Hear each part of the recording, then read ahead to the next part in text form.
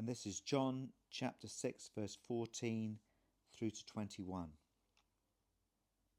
Jesus had just fed 5,000 people on the banks of Galilee, and the people were amazed. There was enough for the 5,000 that were there, and with 12 baskets left over. Therefore, when the people saw the sign which he had performed, they said, "This is truly the prophet who is come into the world." So Jesus perceived that they were intended to come and take him by force, to make him king. He withdrew again to the mountain by himself alone. Now when evening came, his disciples went down to the sea, and after getting into the boat, they started to cross the sea to Capernaum. It had already become dark, and Jesus had not yet come to them. The sea began to be stirred up because a strong wind was blowing.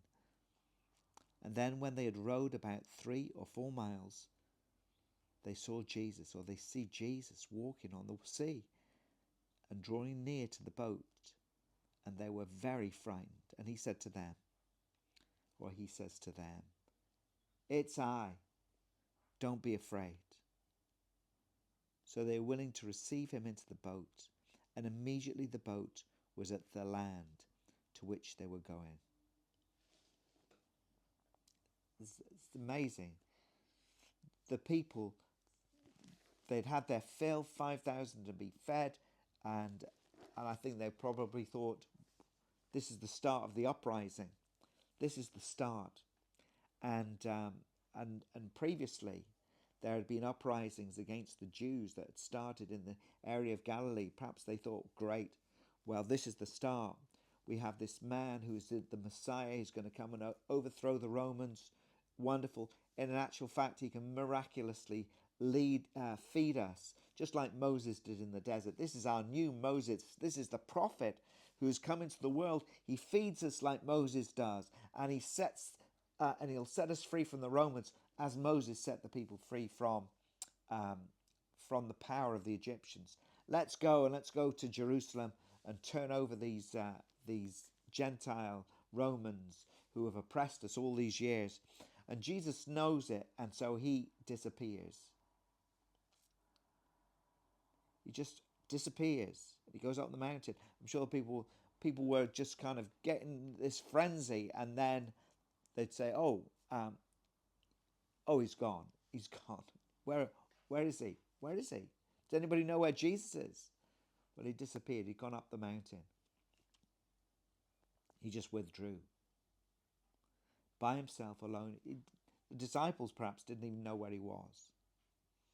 And then when evening came and the people were going, no doubt, they've had their fill, but they're going. Jesus is no longer there. Probably felt it was a bit of an anticlimax, because their expectation was that Jesus then was going to take them and lead them.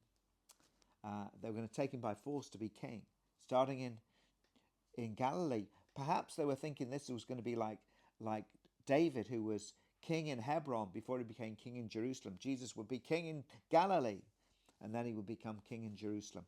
I don't know. I don't know what they were thinking. Perhaps they didn't know what they were thinking, but it was going to happen. Jesus was going to be king. And the disciples, perhaps they didn't know either. So they thought, they got to the boat. It's getting late. It's getting dark. Well, let's just go home. Jesus disappeared. And then as they were going, there started to be a great storm, it says. The sea began to be stirred up because a strong wind was blowing. And they were rowing. They were about 3 or 4 miles from shore, right in the middle of the sea. It was dark. And then they saw Jesus walking on the sea and drawing near to the boat. And they were frightened. And he says to them, "It's I. Don't be afraid." Sometimes we can go through great, wonderful, wonderful times. We think, this is the start of something fantastic, wonderful. We've seen miracles happen. We've seen thousands of people coming and following, and then suddenly in God's plan it stops. It's as if Jesus disappears.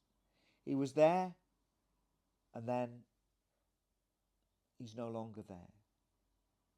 We've just got to get on. We just got to get on. And these disciples just said, "We just got to get on," and they go home. And then suddenly Jesus is there.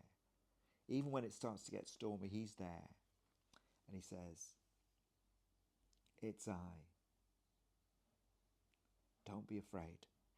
And he gets in the boat. They go back to Capernaum.